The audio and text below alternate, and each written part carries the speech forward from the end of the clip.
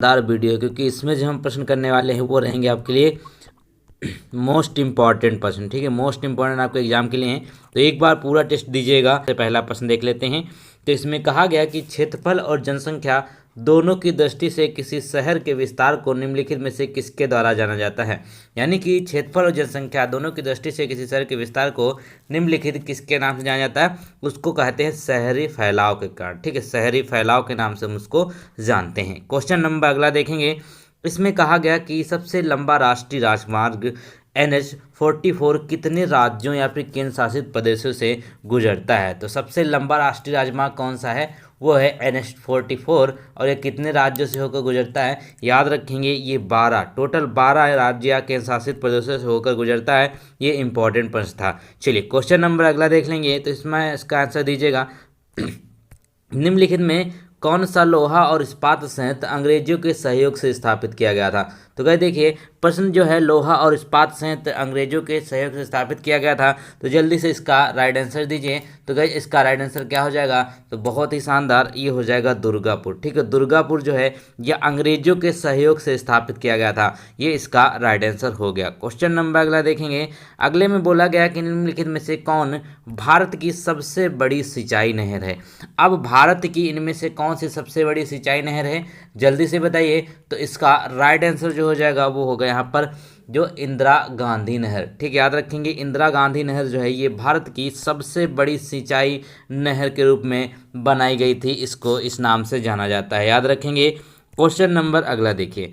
अब अगले प्रश्न की बात कर लेते हैं। तो इसमें बोला गया कि भारत के निम्नलिखित में किस स्थान पर भूतापी ऊर्जा के स्रोत पाए जाते हैं। भूतापी ऊर्जा स्रोत का मतलब क्या है, जहाँ से ज़मीन से आग निकलती है। जैसे बहुत सारे लोग कहते हैं ना कि देखिए वहाँ से आग निकलती है, गर्म पानी निकलता है, चावल रख देंगे चावल पक जाएंगे। तो बेसिकली भूतापी ऊर्जा का स्रोत जो अपने भारत में पाया जाता है वो कहाँ पर रहेगा, तो याद रखेंगे एक तो आपका गोदावरी डेल्टा, दूसरा हिमालय और तीसरा वेस्ट कोस्ट। ठीक है, तो इसका राइट आंसर क्या हो जाएगा, उपरोक्त सभी। उपरोक्त सभी जगह भूतापी ऊर्जा के स्रोत पाए जाते हैं। क्वेश्चन नंबर अगला देखिए। अब अगले प्रश्न में देखेंगे तो कहते हैं कि Jhanor Gandhar thermal power station Bharat के किस राज्य में स्थित है। देखिएगा प्रश्नों का लेवल कितना अच्छा है। इसका राइट आंसर जल्दी से देखें तो ये क्या हो जाएगा, यहाँ पर झनोर गांधार थर्मल पावर स्टेशन ये कहाँ पर है, याद रखेंगे ये आपका गुजरात में स्थित है। कहाँ पर स्थित है, गुजरात में स्थित है। ठीक है, और एक यहाँ पर बता दूं कि काकरापारा, एक काकरापारा है वो कहाँ पर स्थित है, जल्दी से कमेंट में हमको बताइए। चलिए क्वेश्चन नंबर अगला देखेंगे। तो इसमें कहा गया कि पखुई वन्य जीव अभ्यारण्य भारत के निम्नलिखित में किस राज्य में स्थित है। पखुई वन्य जीव अभ्यारण्य की बात कर लेंगे तो यह भारत के किस राज्य में स्थित है। प्रश्नों का लेवल बहुत शानदार है, तो याद रखेंगे कहाँ पर है, ये अरुणाचल प्रदेश में स्थित है। कहाँ पर है, अरुणाचल प्रदेश में ये स्थित है, याद रखेंगे। चलिए देख लीजिएगा पखुई कहाँ पर है, अरुणाचल प्रदेश में है। क्वेश्चन नंबर अगले देख लेते हैं। दोस्तों अगर आप कंपटीशन एग्जाम की तैयारी करते हैं तो आपके लिए सबसे ज़रूरत है मॉक टेस्ट से क्या होता है, आपको ऑल ओवर इंडिया रैंक पता चलती है आपकी, और इसके साथ साथ आपका टाइम मैनेजमेंट भी होता है। तो आप टेक्स्ट बुक का पास ले सकते हैं जिसमें आप देखेंगे कि 32,000 से ज़्यादा मॉक टेस्ट मिल जाएंगे और सारे एग्जाम्स के लिए। ठीक है, आपका SSC, रेलवे, बैंकिंग, UPSC हर एग्जाम के लिए आपको यहाँ पर मॉक टेस्ट मिलने वाले हैं। तो ठीक है, तो यहाँ पे देखेंगे अगर आप मॉक टेस्ट लेते हैं तो इसमें क्या प्रॉफिट होने वाला है। इसमें आपको 10+ लैंग्वेज में आपको टेस्ट मिलेगा, किसी भी क्षेत्र से आप इसमें अपनी भाषा में टेस्ट दे सकते हैं।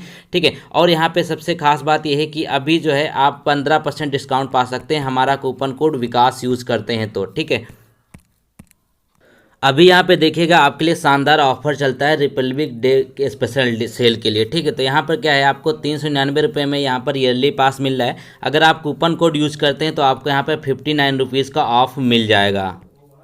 ICR का यहाँ पर आप ले सकते हैं तो पास में देखेंगे कि आपको 10,119 बच्चे ऑलरेडी इसमें हैं और 91 टेस्ट आपको यहाँ पर मिलने वाले हैं।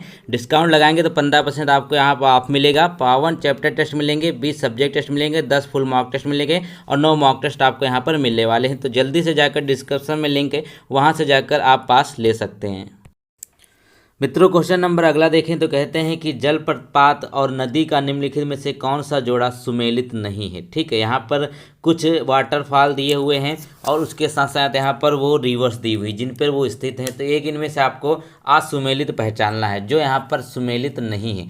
तो देखिएगा यहाँ पर अगर आप इसकी बात करें तो हुंड्रू जलप्रपात जो है वो कहाँ पे है, वो स्वर्ण रेखा पे है। ये बिल्कुल यहाँ पर सही दिया हुआ है। फिर यहाँ पे कहते हैं कि लोध बराकर, यही यहाँ पे गलत है, ठीक है। लोध बराकर जो है वो लोध जो है बराकर नदी पर नहीं है। बाकी दासोंग जो है जलप्रपात वो कांची नदी पे है, जोहा राहू नदी पर है। याद रखेंगे लोध बराकर नदी ये आपका सुमेलित नहीं है। क्वेश्चन नंबर अगला देखेंगे तो कहते हैं कि निम्नलिखित में से कौन सा स्थान लौह अयस्क क्षेत्र का नहीं है। अब लौह अयस्क क्षेत्र का जो स्थान नहीं है वह जल्दी से यहाँ पर हमको बताइए। तो इसका राइट आंसर क्या हो जाएगा, वो हो जाएगा जवार, ठीक है। जवार जो है वो यहाँ पर लौह अयस्क का क्षेत्र नहीं है। बाकी अनंतपुर, बादाम पहाड़ी और बैलाडीला खाने ये क्या हैं, ये सारी की सारी खाने जो हैं लौह अयस्क से संबंधित हैं। प्रश्न संख्या अगला देखें तो कहते हैं कि निम्नलिखित में से कौन सा एक निक्षेपण प्रकार का भू आकृति है। तो निक्षेपण प्रकार की भू आकृति निम्न में से कौन सी हो जाएगी। तो याद रखेंगे आपका ये होगा राइट आंसर स्टेग्लामाइट, ठीक, क्या हो जाएगा स्टेग्लेमाइट इसका राइट आंसर हो जाएगा। ये क्या है, ये एक निक्षेपण प्रकार की भू आकृति है। क्वेश्चन नंबर 11 में देखिए तो कहते हैं कि कालीबंगा इनमें से किस राज्य में स्थित है। अब कालीबंगा कहाँ का क्षेत्र है, ये हो जाएगा यहाँ पर आपका जो सिंधु घाटी सभ्यता है या फिर कहें इसको कांस्य युगीन सभ्यता है, तो उसका एक अंग है। तो वह कहाँ पर स्थित है कालीबंगा, जल्दी से बताएं।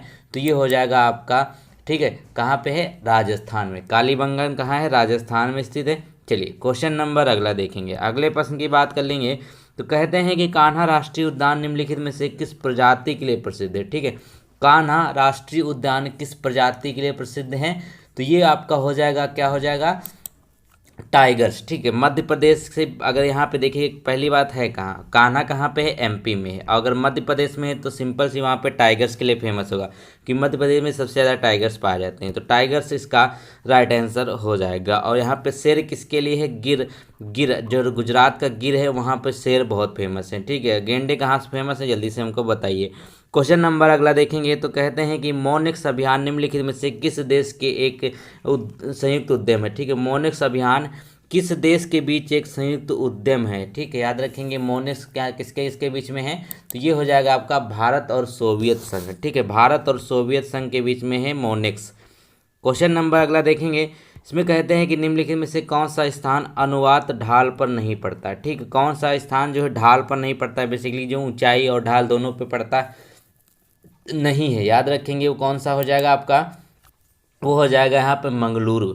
बेसिकली जब लेह की बात कर लेते हैं, पहाड़ी क्षेत्र पे पड़ता है, ढाली क्षेत्र पे पड़ता है, पुणे भी पड़ता है और बेंगलुरु भी पड़ता है, लेकिन जो मंगलुरु हो जाएगा ये यहाँ पर इसका राइट आंसर है। क्वेश्चन नंबर अगला देखेंगे तो कहते हैं कि गंडक नदी निम्नलिखित में से किस नदी प्रणाली में से संबंधित है। अब जो गंडक नदी है ना वह किस नदी प्रणाली से संबंधित है। तो याद रखेंगे गंडक कहाँ हो जाएगी, वो आप देखिएगा कि आपकी हो जाएगी गंगा नदी। ठीक है, गंगा नदी की यहाँ पे सहायक नदी है ये गंडक, और यही इसका यहाँ पे क्या होगा, इसका नदी प्रणाली हो जाएगी, गंडक इसका राइट आंसर है। चलिए क्वेश्चन नंबर यहाँ पे अगला देखेंगे। अगले प्रश्न में देखिए तो कहते हैं कि काठियावाड़ प्रायद्वीप गुजरात के दक्षिणी पूर्वी भाग से निम्नलिखित में से किस खाड़ी को अलग करता है। अब काठियावाड़ प्रायद्वीप जो है वह किस खाड़ी को अलग करता है, तो सभी को पता होना चाहिए। ये हो जाएगा यहाँ पर, अब गुजरात की बात कर रहे हैं तो गुजरात में क्या होगा, गुजरात में होगा आपका कच्छ की खाड़ी। ठीक है, कच्छ की खाड़ी को ये अलग करता है, ये इसका राइट आंसर है। क्वेश्चन नंबर अगला देखेंगे तो कहते हैं कि जम्पुई पर्वत श्रृंखला भारत के निम्नलिखित में से किस राज्य में स्थित है। अब जम्पुई पर्वत श्रृंखला जो भारत के किस राज्य में है, तो याद रखेंगे यह कहाँ पे हो जाएगी, आपकी त्रिपुरा में हो जाएगी। कहाँ पे है, त्रिपुरा में है जम्पुई पर्वत श्रृंखला, याद रखेंगे। चलिए क्वेश्चन नंबर अगला देखेंगे, जिसमें कहा गया कि निम्नलिखित में से कौन सी पर्वत श्रृंखला भारत के केवल एक राज्य में फैली हुई है। अब देखिए जो पर्वत श्रृंखलाएं हैं ये भारत के कई राज्यों में फैली हुई हैं, लेकिन एक पर्वत श्रृंखला है जो सिर्फ और सिर्फ एक ही राज्य में स्थित है। तो याद रखेंगे वह कौन सी हो जाएगी, वो होगी यहाँ पर आपकी अजंता। ठीक है, अजंता की जो पर्वत श्रृंखलाएं हैं वो सिर्फ और सिर्फ कहाँ पे हैं, ये आपकी महाराष्ट्र में है। इसके साथ साथ अगर देखें अरावली जो है राजस्थान से शुरू होकर दिल्ली तक है, उसके बाद सतपुड़ा भी कई राज्यों में फैली हुई है और सह्याद्री भी तो कई राज्यों में है ही है। तो अजंता जो है सिर्फ एक राज्य में फैली हुई है, महाराष्ट्र में।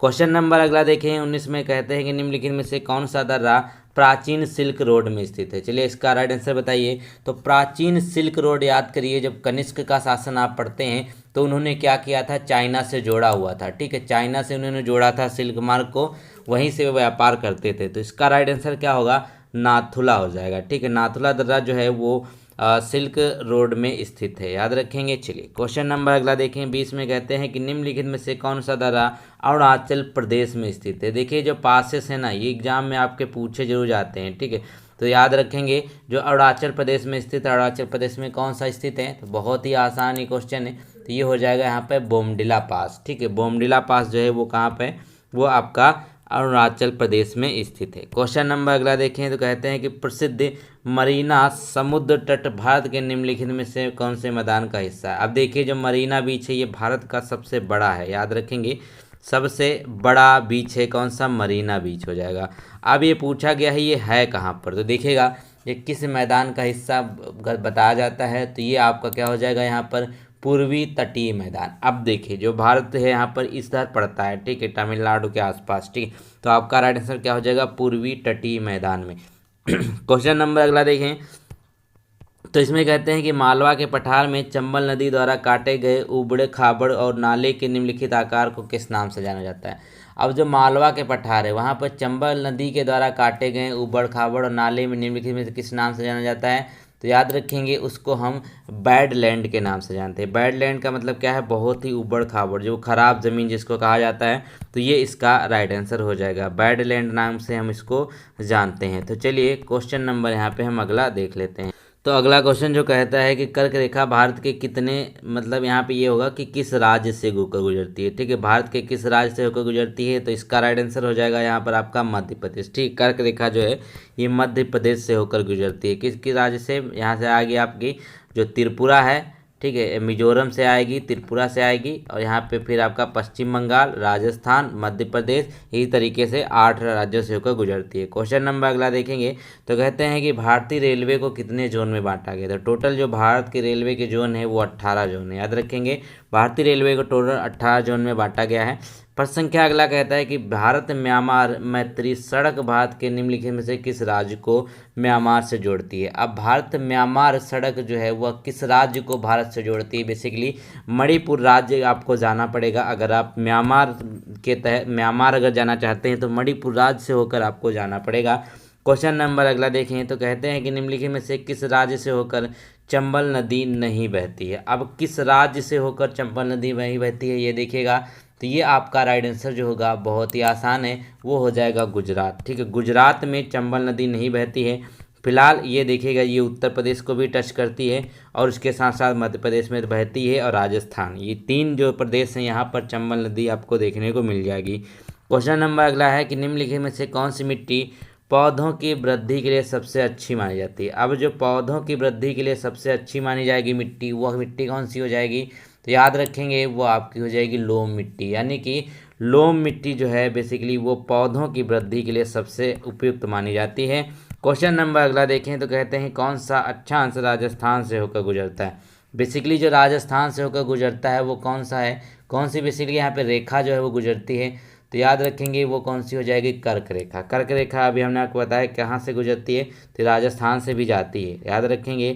क्वेश्चन नंबर अगला देखेंगे तो कहते हैं कि निम्नलिखित में से नदियों का कौन सा समूह हिमाचल के पहाड़ों से निकलता है। अब नदियों का कौन सा समूह जो हिमाचल के पहाड़ियों से निकलता है, तो देखिएगा क्वेश्चन नंबर 30 में कि हिमाचल के पहाड़ों से निकलने वाला नदियों का जो समूह है वो आपकी हो जाएगी कौन सी, रावी, चेनाब, और यहाँ पे क्या हो जाएगी ये 20 नदी। ठीक है, क्या हो जाएगा आपका पहला इसका राइट आंसर हो जाएगा। क्वेश्चन नंबर अगला देखेंगे तो कहते हैं कि भारत में सबसे पुरानी चट्टानें बताई जाती हैं। अब जो भारत की सबसे पुरानी चट्टान है वो कौन सी हो जाएगी, सभी को पता है, ये हो जाएगी यहाँ पर आपकी धारवाड़ चट्टान। ठीक है, धारवाड़ चट्टान कर्नाटक की है, ये सबसे ज़्यादा पुरानी चट्टान जो है भारत में मानी जाती है। क्वेश्चन नंबर अगला देखेंगे तो कहते हैं निम्नलिखित में से कौन सी खाद्यान्न फसल भारत में फसली क्षेत्र के सबसे बड़े हिस्से पर कब्जा करती है। अब कौन सी खाद्यान्न फसल है, ठीक है, यहाँ पे खाद्यान्न फसल की बात कर रहे हैं, ना कि हम यहाँ पे व्यावसायिक फसल की बात करें। व्यावसायिक फसल में कौन आता है, जैसे गन्ना आता है, उसके बाद यहाँ पे चाय की खेती आती है, कपास की खेती आती है, लेकिन इसकी बात नहीं, खाद्यान्न जो खाने योग्य होती है। तो इसका राइट आंसर क्या होगा, चावल जो है ये भारत में सबसे ज़्यादा उगाया जाता है। क्वेश्चन नंबर यहाँ पे अगला देखिएगा तो अगले प्रश्न में देखें तो कहते हैं कि प्रायद्वीप भारत की क्षेत्रीय मिट्टी का प्रकार कैसा है? जो प्रायद्वीप भारत की क्षेत्रीय मिट्टी है वो कौन सी हो जाएगी? तो ये आपकी हो जाएगी, प्रायद्वीप भारत की बात कर रहे हैं तो वहाँ पे कौन सी मिट्टी है आपकी? काली मिट्टी पाई जाती है, ठीक है, प्रायद्वीप में, क्योंकि वो सैल और चट्टानों से बनी होती है। क्वेश्चन नंबर अगला है कि केसर का उत्पादन करने वाला भारत का एकमात्र राज्य कौन सा है? तो केसर का जो उत्पादन करता है भारत का वो राज्य कौन सा है? वो हो जाएगा जम्मू कश्मीर, ठीक है। जम्मू और कश्मीर जो है वो केसर का एकमात्र उत्पादक है, याद रखेंगे। यहाँ से प्रश्न पूछा जाता है कि केसर जो है कहाँ से प्राप्त किया जाता है? तो केसर जो है उसके स्टेगिमा से, पुंकेसर जो होता है इस तरीके से फ्लावर्स में, ठीक है, वहाँ से इसको प्राप्त किया जाता है, याद रखेंगे। चलिए क्वेश्चन नंबर अगला है कि रिलायंस पेट्रोलियम लिमिटेड द्वारा स्थापित एकमात्र निजी क्षेत्र रिफाइनरी कहाँ स्थित है? ठीक है, रिलायंस के द्वारा जो एक रिफाइनरी जो यहाँ पे आयोजित करी गई है, बिल्कुल लगाई गई है, वो कहाँ पर है? तो हो जाएगी जामनगर में, ठीक है। कहाँ पे लगाई गई है? जामनगर में इसको लगाया गया है, रिलायंस पेट्रोलियम लिमिटेड द्वारा निजी क्षेत्र की है ये। क्वेश्चन नंबर अगला देखें तो कहते हैं वर्ष डैश को भारत के जनसांख्यिकी इतिहास में एक महान विभाजक के रूप में जाना जाता है, ठीक है। तो क्या हो जाएगा यहाँ पर, वह कौन सा है? तो सभी को पता होना चाहिए कि 1921 जो दौर था उसको जनसांख्यिकी इतिहास में एक महान विभाजन के तौर पर जाना जाता है। क्वेश्चन नंबर अगला है कि भारतीय प्रायद्वीप ऊपरी भाग में साल का वन जो आपके होते हैं, ठीक है, विशिष्ट क्षेत्र होता है, ठीक है। कौन सा प्रायद्वीपीय भाग में जो कौन सा विशिष्ट क्षेत्र है? तो याद रखेंगे वो आपका हो जाएगा मालवा के पठार। मालवा के पठार जो है ये विशिष्ट क्षेत्र के तहत आते हैं। क्वेश्चन नंबर अगला देखिए तो कहते हैं कि निम्नलिखित में से किसके पास भारत में ज्वारी ऊर्जा के दोहन की क्षमता है? ठीक है, ज्वारी ऊर्जा के दोहन की क्षमता किसके पास है सबसे ज़्यादा? तो वो हो जाएगी खंभात की खाड़ी। क्यों? क्योंकि गुजरात में पाया जाता है, गुजरात में ही खंभात की खाड़ी है, तो यहाँ पर सबसे ज़्यादा ज्वारी ऊर्जा दोहन की क्षमता आपको देखने को मिलेगी। क्वेश्चन नंबर अगला है कि रेड क्लिफ रेखा किसके बीच है? यानी कि रेड क्लिफ रेखा जो है किन दो देशों के बीच में है? तो ये तो बहुत ही आसान है, ये आपका राइट आंसर क्या हो जाएगा? भारत और पाकिस्तान के बीच में। भारत और पाकिस्तान के बीच में कौन सी रेखा है? वो हो जाएगी यहाँ पे रेड क्लिफ रेखा। क्वेश्चन नंबर अगला है कि रिफाइनरी एवं मथुरा, डिगबोई और पानीपत किसके द्वारा स्थापित किए गए हैं? ठीक है, रिफाइनरी जो है मथुरा की, डिगबोई की और पानीपत की किसके द्वारा, यानी कि कहाँ कौन सी कंपनी इनको रन करती है? तो याद रखेंगे ये आपकी हो जाएगी इंडियन ऑयल कॉरपोरेशन लिमिटेड। किसके द्वारा रन होती है? Indian oil corporation limited, Indian oil corporation limited हो जाएगा। अगले प्रश्न देख लेते हैं तो कहते हैं कि भारत के सबसे अधिक वार्षिक वर्षा दर्ज करी गई। तो भारत की जो सबसे ज़्यादा वार्षिक वर्षा है कहाँ पर दर्ज करी गई है? मौसिनराम मेघालय में, ठीक है। मौसिनराम एक जिला है जहाँ पर सबसे ज़्यादा भारत की क्या पूरे विश्व की वर्षा होती है। क्वेश्चन नंबर अगला देखें तो कहते हैं कि उपग्रह आंकड़ों के अनुसार भारत का वर्तमान वन क्षेत्र जो है वो क्या हो रहा है। अब देखिए जो अभी एक रिपोर्ट आई है आपकी, तो उसमें कहा गया है कि भारत का वर्तमान वन क्षेत्र जो है वो बढ़ रहा है, ठीक है। तो यहाँ पे याद रखेंगे बढ़ रहा है, तो कितना हो गया है वो अभी लेटेस्ट डाटा आया, उसको एक बार चेक कर लीजिएगा। क्वेश्चन नंबर अगला है कि भारत द्वारा ढकी हुई पृथ्वी का सतह का जो परसेंट कितना है, यानी कि जो भारत अब पृथ्वी पर कितना है ये बेसिकली पूछा गया है। मान लीजिए पृथ्वी जो है 100% है, तो इसमें भारत कितना है? तो याद रखेंगे जो अपना भारत है इसमें वो है 2.4%, ठीक है, 2.4% है। क्वेश्चन नंबर अगला देखेंगे, अगले प्रश्न की बात कर लीजिए तो कहते हैं कि सोने का उत्पादन करने वाला देश का इकलौता क्षेत्र जो आयरन का भी उत्पादन करता है वह कौन सा हो जाएगा? तो सोने का उत्पादन करने वाले देश का इकलौता क्षेत्र है वह कौन सा होगा? तो याद रखेंगे वो आपका हो जाएगा यहाँ पर दक्षिणी क्षेत्र, ठीक है। दक्षिणी क्षेत्र क्यों होगा? क्योंकि यहाँ पे कर्नाटक जो है वहाँ पर कोलार की खान है वो सोने के लिए प्रसिद्ध है, ठीक है। तो कर्नाटक में ही यहाँ पर सोना जो है पाया जाता है, इसीलिए यहाँ पे दक्षिणी क्षेत्र जो है वो यहाँ पर आपका हो जाएगा राइट आंसर। क्वेश्चन नंबर अगला है कि सलाल परियोजना किस नदी पर? बहुत बार ये प्रश्न पूछा गया है, सलाल नदी परियोजना किस नदी पर स्थित है? तो याद रखेंगे ये आपका हो जाएगा चिनाब नदी पर। आई थिंक ये क्वेश्चन आपके यूपी के पीटी एग्जाम में भी पूछा गया था। चलिए क्वेश्चन नंबर यहाँ पे अगला देख लेते हैं, इसको देख लिया हमने, सलाल परियोजना कहाँ पर है? चिनाब नदी पर है। अगले प्रश्न में बात कर लेते हैं तो कहा गया कि भारत में यारलुंग जांगबो नदी किस नाम से जाना जाता है? जो भारत में यारलुंग जांगबो नदी है उसको किस नाम से जाना जाता है? तो याद रखेंगे वो हो जाएगी ब्रह्मपुत्र नदी। बेसिकली इसको कहीं कहीं पे आप देखेंगे कि सांगपो नदी के नाम से जानता है। तो थोड़ा सा यहाँ पे लिखने में दिक्कत हो जाती है थोड़ा सा इसमें, तो देखिएगा सांगपो नदी के नाम से जानते हैं किसको, वो हो जाएगी ब्रह्मपुत्र नदी। क्वेश्चन नंबर अगला है यहाँ पर कि भारत का प्रमुख तांबा निक्षेप निम्नलिखित में से किस स्थान पर स्थित है। जो तांबा निक्षेप है सबसे ज़्यादा भारत में, वो किस स्थान पर है। तो ये तो बहुत ही आसान है, वो हो जाएगा यहाँ पर आपका जो तांबा के लिए जो फेमस है कौन सी हैं आपके, एक तो बिहार का हजारीबाग और सिंहभूम, ये जो है तांबा निक्षेप के लिए बहुत ही फेमस है। ठीक, इसके साथ साथ राजस्थान की खेतड़ी की खान भी तांबे के लिए यहाँ पर बहुत ज़्यादा उपयुक्त है। तो इसका जो राइट आंसर होना चाहिए वो दोनों यहाँ पे होना चाहिए। ठीक है, क्योंकि राजस्थान की खेतड़ी और बिहार का हजारीबाग दोनों तांबा के लिए यहाँ पर प्रसिद्ध है। क्वेश्चन नंबर अगला है कि दक्षिण भारत में निम्नलिखित पहाड़ियों के दक्षिणी छोर पर स्थित दर्रे को क्या कहा जाए। तो दक्षिण भारत में जो नीलगिरी पहाड़ियों पर स्थित एक दर्रा है या पासेस है उसको क्या कहा जाता है। तो याद रखेंगे उसको कहा जाता है पाल घाट, एक कहा जाता है थाल घाट, भोर घाट, ये सब हैं जो है आपके साउथ में पाए जाते हैं। तो आपका जो पाल घाट है वो दक्षिण भारत में नीलगिरी पहाड़ियों के दक्षिणी छोर पर स्थित है। क्वेश्चन नंबर अगला देखिए, तो इसमें कहा गया कि प्रायद्वीपीय भारत का सबसे दक्षिणी बिंदु कन्याकुमारी कहाँ पर स्थित है। ठीक है, तो देखिएगा जो भारत का सबसे दक्षिणी बिंदु है कन्याकुमारी, वो बेसिकली कहाँ पर स्थित है। तो ये इसका राइट आंसर होगा भूमध्य रेखा के उत्तर में। ठीक है, जो भूमध्य रेखा है उसके उत्तर में स्थित है। उत्तर में क्यों स्थित है, क्योंकि यहाँ से देखिए जो आपकी 0 डिग्री रेखा है ना, वो बहुत पास से गुजरती है भारत के।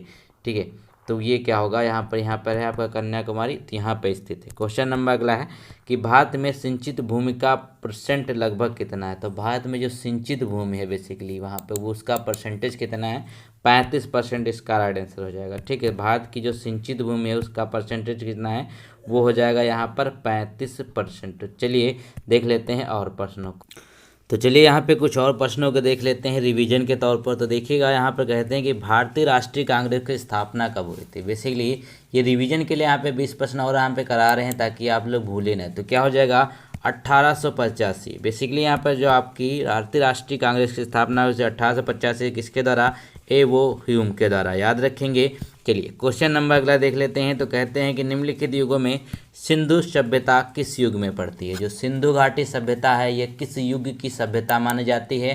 तो याद रखेंगे आद्य ऐतिहासिक काल, यानी कि बहुत ही पुरानी है, आद्य ऐतिहासिक काल इसको कहा जाता है।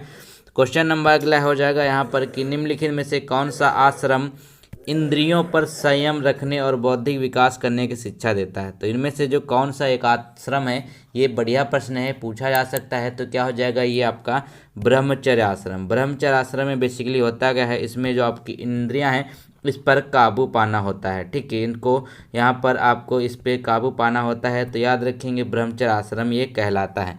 क्वेश्चन नंबर अगला है यहाँ पर कि भारतीय संविधान में मूल अधिकारों का वर्णन किस भाग में किया गया है। जो भारतीय संविधान है इसमें के जो मूल अधिकार हैं उनका वर्णन किस भाग में है। तो याद रखेंगे जो भाग 3 है ना, इसमें आपके मूल अधिकारों का वर्णन किया गया है। भाग 3 में मूल अधिकार आपको यहाँ पर मिल जाएंगे देखने को। और भाग 4 में क्या है, भाग 4 में आपको मिलेगा क्या चीज़ देखने को, वो मिलेगा नीति निर्देशक तत्व। भाग 2 में क्या मिलेगा वो आप जानते हैं कि आपको यहाँ पे मिलेगी नागरिकता। चलिए क्वेश्चन नंबर अगला देखेंगे। तो कहते हैं कि संसार का सबसे बड़ा फूल कौन सा हो जाएगा। तो संसार का जो सबसे बड़ा फूल है वो कौन सा हो जाएगा, वो हो जाएगा रिफ्लेक्सिया। ठीक, रिफ्लेक्सिया जो है ये संसार का सबसे बड़ा फूल माना जाता है। लगभग इसका वजन देखें तो ये होता है 10 किलोग्राम का। ठीक है, लगभग 10 किलो का होता है ये रिफ्लेक्सिया का फूल। क्वेश्चन नंबर अगला है कि दिल्ली के किस सुल्तान को उसकी उदारता के कारण लाख बख्श के नाम से पुकारा जाता है। तो लाख बख्श के नाम से किससे जाना जाता है। तो याद रखेंगे वो हो जाएंगे कुतुबुद्दीन ऐबक। ठीक, कुतुबुद्दीन ऐबक को लाख बख्श की उपाधि यहाँ पर दी गई थी। तो यहाँ पर अगला क्वेश्चन देखें, इसमें कहते हैं कि भारत में राष्ट्रीय आय का संकलन कौन करता है। ये सारे प्रश्न जो है ये प्रीवियस एग्जाम के पूछे गए हैं, तो इनको जरूर देखते चलिएगा। तो देखिएगा कि भारतीय राष्ट्रीय आय का संकलन कौन करता है। तो ये हो जाएगा आपका यहाँ पर केंद्रीय सांख्यिकी संगठन। ठीक है, जो केंद्रीय सांख्यिकी संगठन है वह भारतीय राष्ट्रीय आय का संकलन यानी कि उसकी गणना करती है। क्वेश्चन नंबर अगला है कि चमगादड़ किस कारण से अंधेरे में उड़ते हैं। अब देखे होंगे कि चमगादड़ जो है वो बेसिकली अंधेरे में उड़ते हैं। तो उसका मतलब क्या होता है, वे क्या करते हैं, वे प्रासर ध्वनियाँ उत्पन्न करती हैं। वो जो प्रासर ध्वनि होती हैं वो इनके द्वारा उत्पन्न करी जाती हैं। अगर कोई उनके बीच में कोई ऑब्जेक्ट आ जाती है तो क्या होती है, ये ध्वनि जो है वापस इनके पास चली जाती है एज अ सिग्नल, और अगर ये वापस नहीं आती तो इसका मतलब रास्ता क्लियर है, वो उड़ते रहते हैं। ये प्रोसेस से वो रात में उड़ते हैं। क्वेश्चन नंबर अगला है कि किस देश में कुल क्षेत्रफल का सर्वाधिक प्रतिशत वनाच्छादित है। मतलब कौन सा ऐसा देश है जहाँ पर उसका परसेंट के हिसाब से उसमें जो है सबसे ज़्यादा पौधे हैं, यानी कि जो आपके पेड़ हैं, तो वो हो जाएगा सूरीनाम। यहाँ पे परसेंटेज के हिसाब से सबसे ज़्यादा है। चलिए आप देख लेंगे अपने अरुणाचल प्रदेश, जो अरुणाचल प्रदेश है ना, वहाँ पर अपने यहाँ का है सबसे ज़्यादा परसेंटेज के हिसाब से पेड़ हैं। क्वेश्चन नंबर अगला हो जाएगा यहाँ पर कि भारत के संविधान का ढांचा तैयार करने के लिए संघीय व्यवस्था की योजना किस देश से ली गई। तो भारत के संविधान का ढांचा तैयार करने जो संघीय व्यवस्था ली गई है वह कहाँ से है, वो देखिएगा, वो लिया गया है स्विट्जरलैंड से। तो संघीय व्यवस्था स्विट्जरलैंड से ली गई है अपने यहाँ। क्वेश्चन नंबर अगला देखिएगा। अगला प्रश्न कहता है कि फलों को कृत्रिम रूप से पकाने के लिए प्रयुक्त गैस कौन जा जाए। तो फलों को कृत्रिम रूप से पकाने के लिए जो गैस यूज़ की जाती है वो हो जाएगी एसिटिलीन। एसिटिलीन गैस जो होती है वो क्या की जाती है, जो कच्चे फल होते हैं उनको पकाने के लिए यूज करा जाता है। क्वेश्चन नंबर अगला है यहाँ पर कि 3 बीघा कॉरिडोर जोड़ता है। तो 3 बीघा कॉरिडोर किससे जुड़ता है, याद रखेंगे ये बांग्लादेश है। बांग्लादेश कब आज़ाद हुआ, तो 1971 में हुआ था। ठीक है, तो क्या हो जाएगा, भारत और बांग्लादेश को 3 बीघा कॉरिडोर जोड़ता है। तो ये इसका राइट आंसर है। क्वेश्चन नंबर अगला है कि किस क्षेत्र में उत्कृष्ट कार्य के लिए पुलित्जर पुरस्कार के लिए सम्मानित किया जाता है।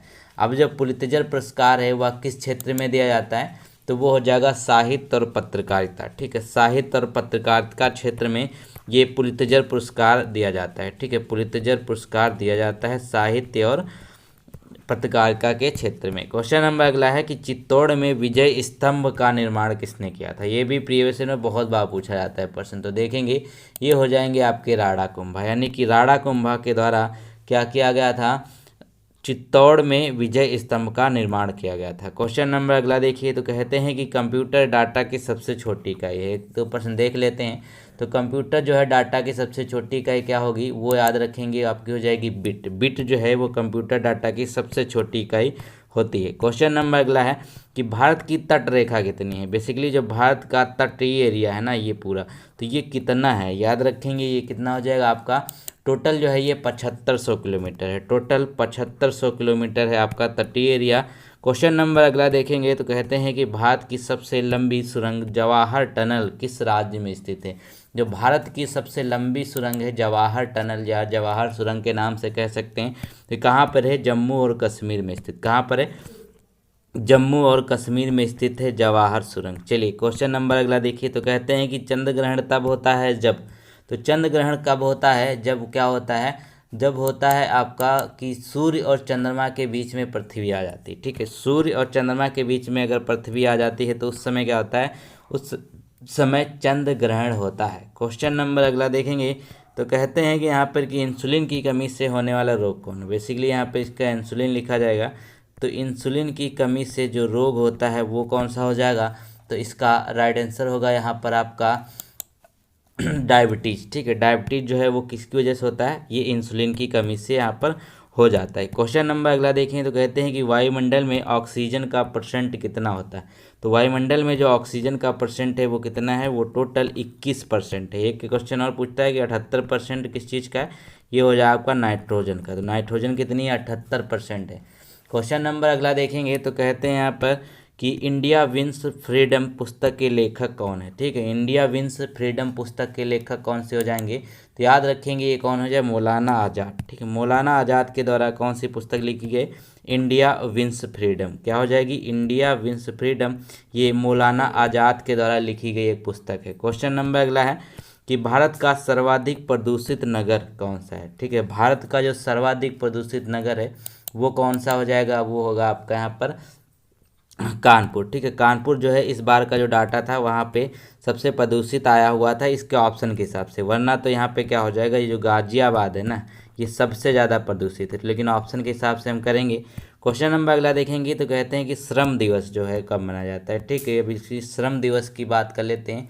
तो ये कब मनाया जाता है? मनाया जाता है 1 मई को। श्रम दिवस कब मनाया जाता है? 1 मई को। क्वेश्चन नंबर अगला है कि अमीर खुसरो का नाम किसके साथ जोड़ा जाता है? जो अमीर खुसरो हैं उनका नाम किसके साथ जोड़ा जाता है? तो अमीर खुसरो का नाम जो जोड़ा जाता है वो हो जाएगा यहाँ पर आपका, कौन हो जाएंगे? सितार के आविष्कारक के रूप में। कौन हो जाए? सितार के आविष्कारक किया था इन्होंने, अमीर खुसरो ने। ठीक है, तो चलिए हो गए यहाँ पर हमारे 25 के 25 क्या कहते हैं, हमारे पूरे लगभग जो प्रश्न हो गए हैं। 50 हमने पहले किए थे, 25 हमने बाद में किए, तो टोटल 75 प्रश्न हमने इस वीडियो में किए हैं। तो आप लोग जरूर बताइए कि आपको वीडियो कैसा लगा। तब तक के लिए मिलते हैं नए वीडियो में। Thank you so much.